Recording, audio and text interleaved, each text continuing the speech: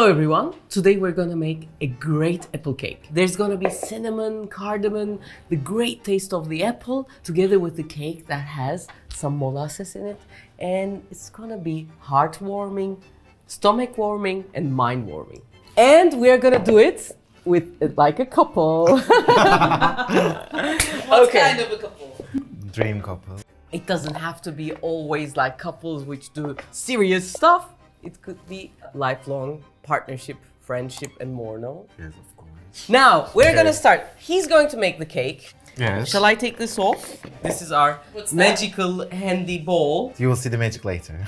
How do we start making a cake? Always. Starting with the eggs, and I have 3 eggs. 1¼ cups of brown sugar, Why brown sugar? because it has some moist in it. We don't want this cake to be big and fluffy, but more like a stuffed one. And brown sugar also helps in that, and the color is gonna be browner because with the molasses inside the sugar as well. And also a pinch of salt, always, like a parody in the ballet. Man holds the woman, so the salt holds the sugar to make it more tasty. Why do we beat the eggs with sugar? Eggs have its own certain smell. Beating and kind of like distributing it with the sugar helps a lot, first. Secondly, egg white is something when you beat grows big and it works like a baking powder. Mixing it with sugar helps it grow bigger and helps that bigness to stay. So, 2 reasons to beat the eggs and sugar first when you make a cake. That's the one of the basic rules of making the cake. Okay. How do we know the mixture is ready? So we are making like an 8, and if you can see 8 just for a second, it means that it's enough, so you can add the more. If you see the 8 for a long time, that's overdoing it. If it's under, then it's gonna still be good. But as you can see, the amount grows in size 3 times. And while he's doing that, I'm also taking the seeds of the cardamom. I'm going to use 10 cardamom seeds.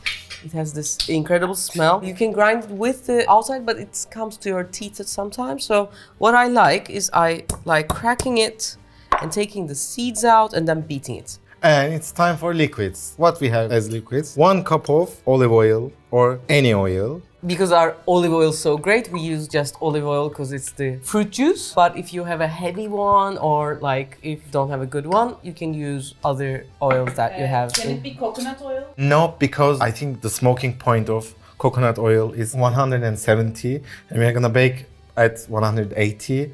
So not coconut oil, but like grapeseed oil, hazelnut oil, they're okay.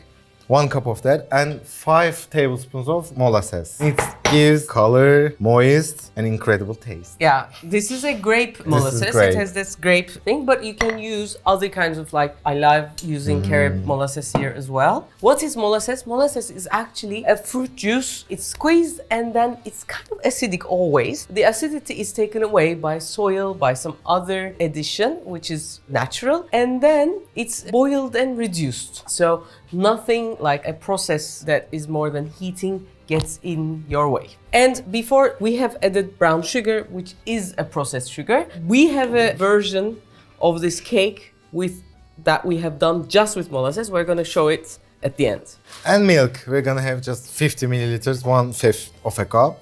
And it's the final liquid. Then I'm gonna whisk for another round.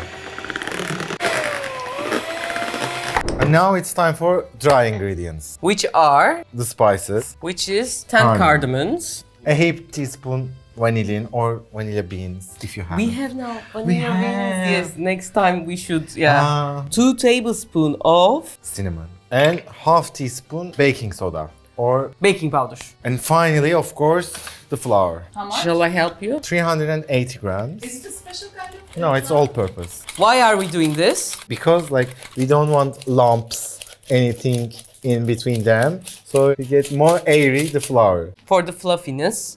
Okay, now he's going to whisk it, but not too much. Why? For example, why do we knead the flour? When we knead the flour, we wake up the gluten. And what does gluten do? It has that stretchy thing.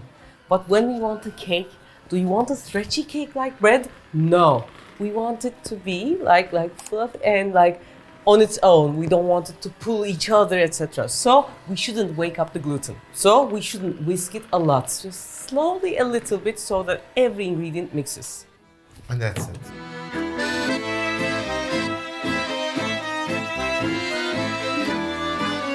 Finally, for apples. Now, when we use the apple, we're gonna also use the skin. But before you use the skin, one thing you have to be careful at. What? Put your nails through the apple like this. Is there anything that is coming out? In this case, no. But sometimes there's going to be something white that is there. And that is usually wax. Why they wax the apples or sometimes lemons, oranges, etc.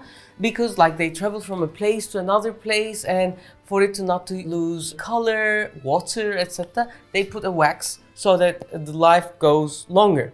But it's something not so nice that we want in our food. So if your apples are waxed, peel them and use them. If they're not waxed, use the skins because they taste amazing. I am just gonna take the seeds off and use as much of the apple as I can. Now, this side is where there is the seeds, but even that, I'm going to take as much of the apple as I can, including this part and this part. We don't throw anything away anymore. Meanwhile, I butter the cake mold. Because this mold has really small corners, if you don't like butter it and then flour it very well, and if you have big chunks of butter, the cake can stick them and the shape wouldn't be perfect. So that's why I'm spending 5 minutes on this. Now the fun part starts.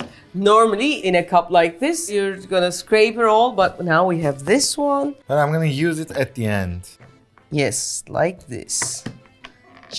Now we are gonna layer the batter, apples, and walnuts. Yes, it's a bit thick, but it's gonna help us to hold the apples in their place. Yeah. A little apples now. Yes.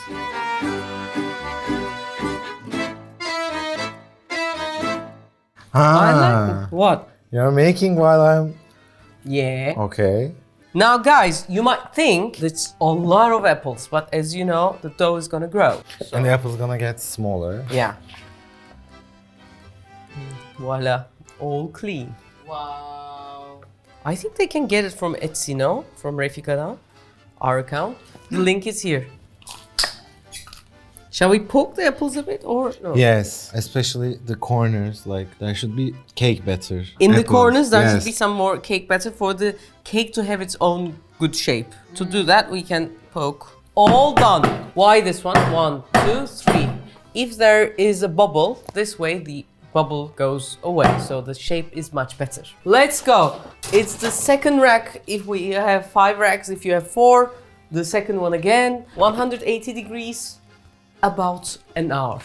Okay, what we have is now these things from the apple, and these are gonna go away, but these are great seeds. So if you want to make a winter tea, for example, you can use these seeds. They're gonna give a nice color and a nice appley smell to your tea. Don't throw them away, add it to your tea.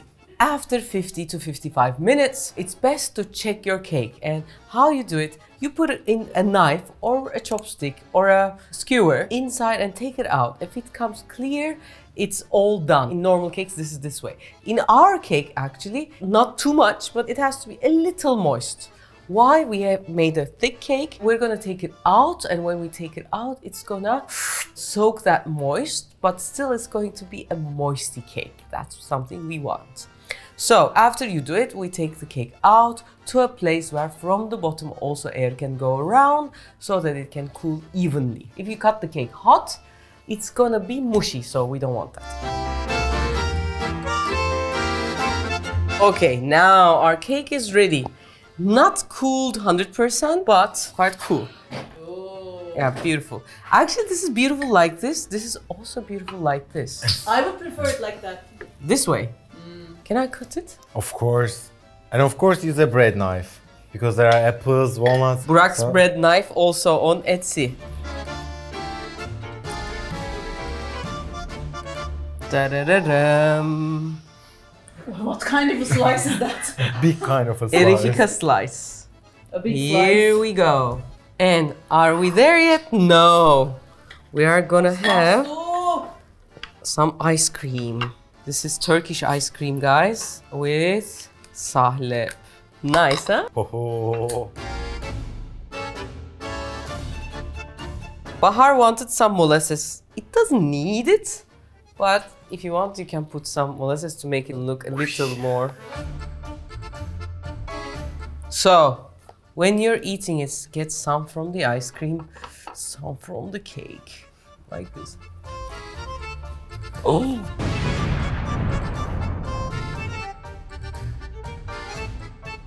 Oh! Winter power. Winter power. This is actually now with the ice cream and it's fancy, but without it, just by itself, with a milk or some coffee, it's great. And you say, Refika, I don't want to eat any more processed sugar. This is the one we made yesterday. This is with just molasses. The recipe is below, but it's the only difference. Take the sugar out and add 450 milliliters of molasses. And this is what we came up with. It's a little bit darker, of course, and I want to tell you about the taste. Before we made it, I thought that it could be a bit sour.